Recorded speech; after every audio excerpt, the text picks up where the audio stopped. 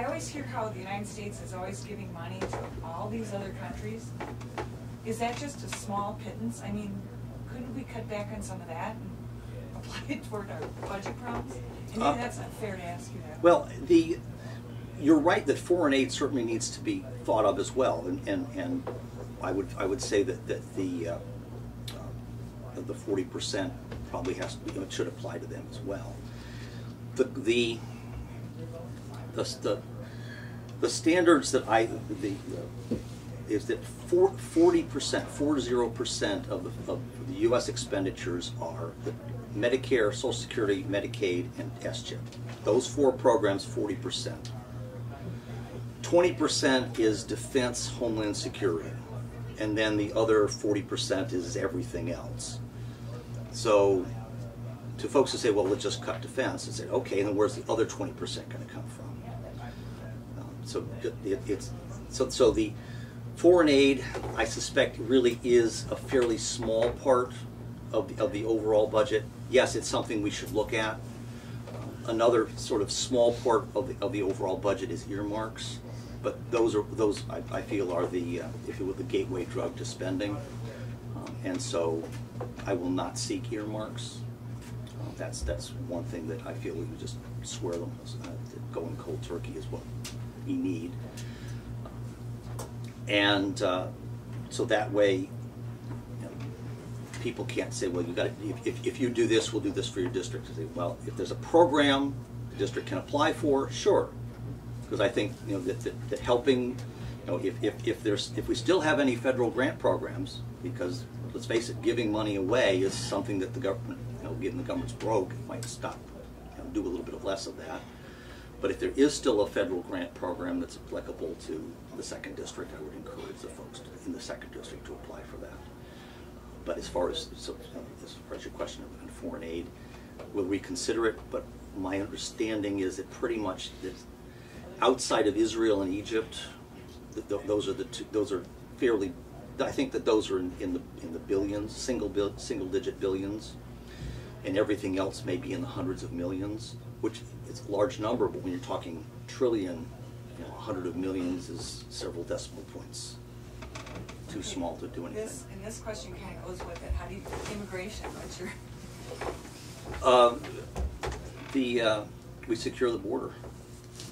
We secure the border. We require E-Verify, and then we see what shakes out from there. Particularly now, when we're talking about 10% unemployment, there's no way that any. And for me, I think it is more. The amnesty is morally wrong.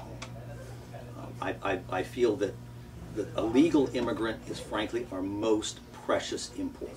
Someone who comes here legally has realized that we are a nation of laws, has followed those laws even though they're Byzantine.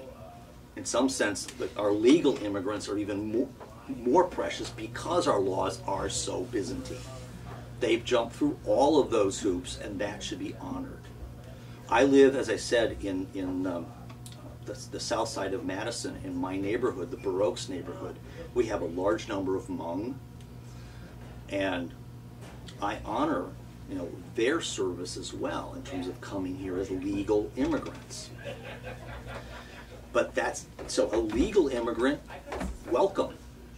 But an illegal alien, swam a river, jumped a fence, okay? They broke the law to get here. So they're not Americans to start with.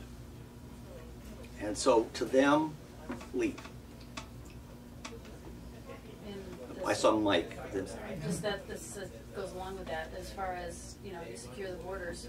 Do you think the way that we are processed right now, that people come here legally, needs to be changed? Because the people that I have talked to that are coming here legally, it's taking them 3 to 5 years and tens of thousands of dollars to become a citizen. Now they're so excited when they finally do, but maybe that process needs to be revamped?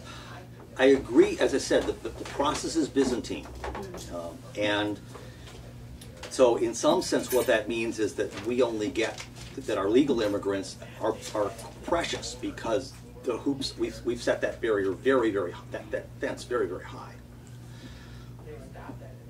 the only way I would be willing to, what I want to do first is get control of the borders. Who's here, who should be here with E-Verify, who's employable, and then, so we concentrate on that first.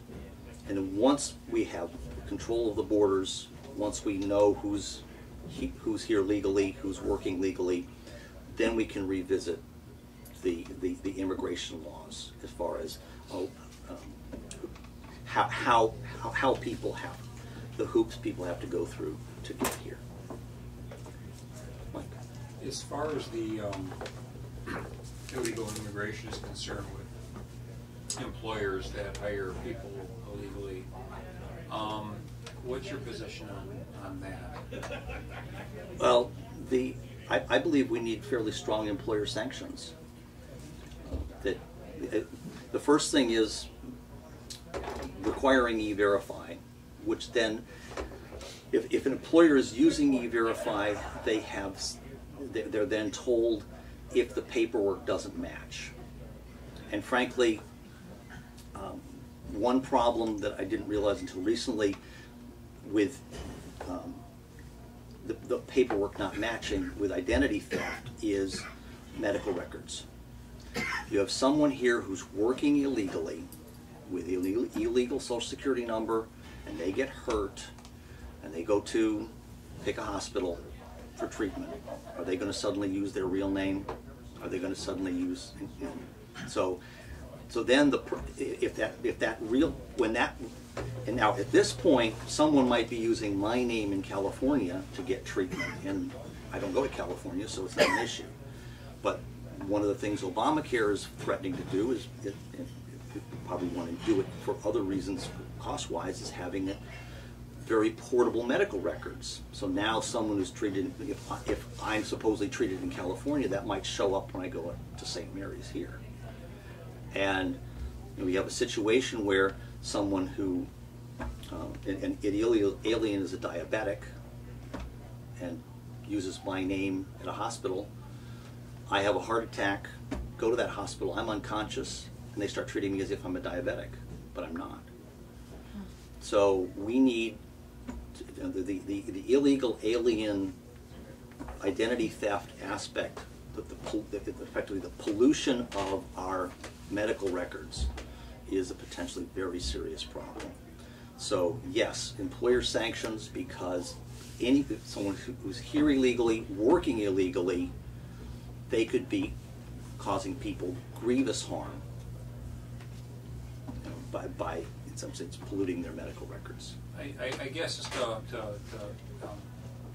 add to that, if I was the king of the world for a day, is there any way a bill can be written that would make it criminal for an employer to hire somebody that's illegal? I mean, to stem the flow and to shut off the problem, I think there has to be something written and legislated that would make it criminal for an employer, meaning jail time, if they hire people that are not here illegally.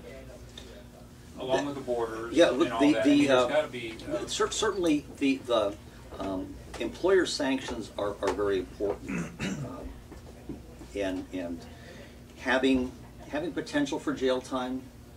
Sure. Now again, the use of E-Verify is in some sense to give the employer a safe harbor, because the employer doesn't necessarily know this was a forged Social Security card. So if the employer uses E-Verify, then the government is saying, yeah, these documents match up. So that then the employer has, because forcing the employers to become experts in identification documents is probably not something that we're going to be able to do. So we need to give, so the E-Verify, if employers use that, then okay, but if an employer doesn't use E-Verify, or E-Verify says there's no match, then, and the employer doesn't take action right away, then they should be liable for sanctions.